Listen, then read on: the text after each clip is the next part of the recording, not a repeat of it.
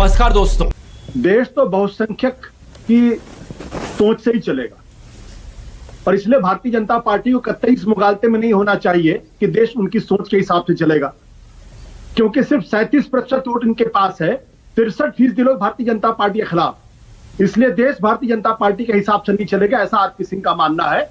और मैं आरपी सिंह की बात से पूरी तरीके से सहमत हूं कि उन्होंने कम से कम एक राष्ट्रीय टेलीविजन पे आके कह दिया कि भारतीय जनता पार्टी के हिसाब से देश नहीं चलेगा।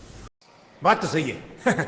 ठीक है, ये जो डिबेट है ना, इस डिबेट का कोई अंत नहीं है। मत कीजिए, ये नहीं, आप मेरे मुंह में शब्द डलवा रही है। आपको मौका दूंगी मैं 10 सेकंड आपको प्रोग्राम खत्म करने से पहले मैं मौका दूंगी बीच में, लेकिन डेविएट मत कीजिए, बीच में ना बोल।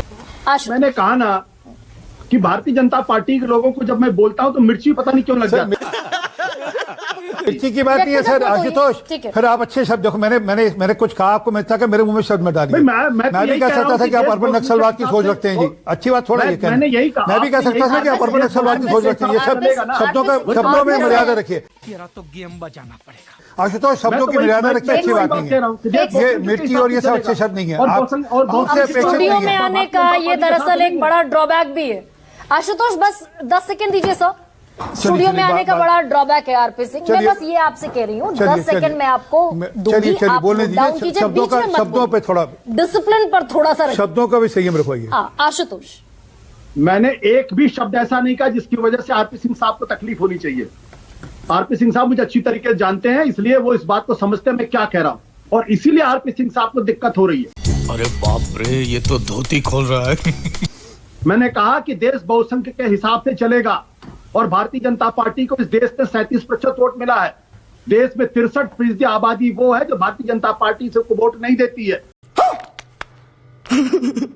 इसलिए देश भारतीय जनता पार्टी के हिसाब से नहीं चलेगा। दूसरी बात, अभी राकेश सिन्हा जी बड़ी औरंगजेब के बारे में बड़ी बड़ी बातें कर रहे थे और आरपी सिंह साहब भी कर रहे थे, बहुत अच्छा है। तो एक बार पुष्यमित्र शुंग के बारे में भी चर्चा हो जानी चाहिए। इस पैनल में कोई बौद्ध नहीं है, अगर होता तो शायद उनकी धार्मिक भावनाओं के बारे में भी हम बात कर लेते। देखिए, जब आप पिक एंड चूज करते हैं, जब आपको विधुड़ी के ऊपर नहीं बोलने आता, जब आपको तेजस्वी सूर्या के ऊपर आप नहीं बोल पाते हैं, जब आप योगी आदित्यनाथ को नहीं बोल पाते हैं, तो आपको दूसरों लोगों का सहारा लेना पड़ता है। ये बड़ा अफसोस की बात। गजब बेइज्जती है। नहीं, ये एक सिंबल, ये एक प्रतीकात्मक तौर पर भी आशुतोष हो रहा है क्या? भाई इमरान प्रतापगढ़ी सांसद हैं, उन्होंने एक कविता इंस्टाग्राम पे पोस्ट कर दी, पुलिस ने FIR दर्ज कर ली। भाई धार्मिक भावनाएं भड़का रहे हैं, कोर्ट को डांटना पड़ा गुजरात पुलिस को। शाबाश बेटा, बहुत बड़ी। देखिए, इसमें मैं तो कम से कम एक बात मैं कहूंगा, और राकेश सिन्हा जी यहां मौजूद हैं, उनको इस बात को एक्सेप्ट करना चाहिए। संघ परिवार की भारतीय जनता पार्टी की मजबूरी यह है कि वो अपने स्वभाव में मुसलमान विरोधी है, लेकिन इस बात को कह नहीं सकते। ये बड़ी अच्छी बात कही आप। उसको दूसरे रास्ते से कहने की कोशिश करते हैं। अगर कहेंगे तो राकेश जी को मालूम है गोलवलकर की किताब में क्या लिखा हुआ है। मतलब आप ये कह रहे हैं, मोहन भागवत जो ये कह रहे हैं कि हम तो सद्भावना वाले देश हैं? नहीं, इस विचारधारा का सद्भावना से कोई लेना देना नहीं। गोलवलकर की किताब मेरे पास पड़ी हुई, अभी मैं निकाल के दिखा सकता हूं। तो मैं उस डिबेट पे जाना ही नहीं चाहता। मैं बेसिक बात ये कहना चाहता हूं कि इस देश के अंदर क्या एक दृष्टि काम करेगी या अलग अलग दृष्टियां काम करेंगी? अगर इस देश में सिर्फ एक ही इतिहास दृष्टि होती तो बाबा साहब अम्बेडकर नहीं पैदा होते इस देश के अंदर। यही नहीं, अभी और सुनिए।